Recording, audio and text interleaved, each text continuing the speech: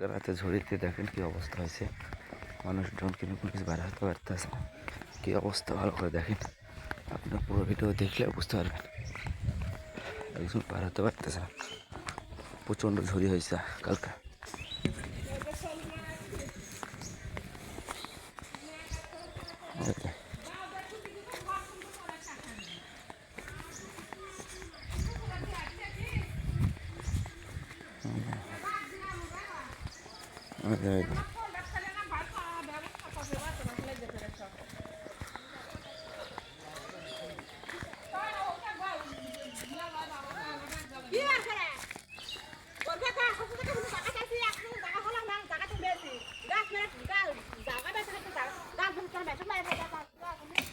ওই ফেলা হবে না রে, রিল্যাক্স বাইরে ফলো না ওই মমতা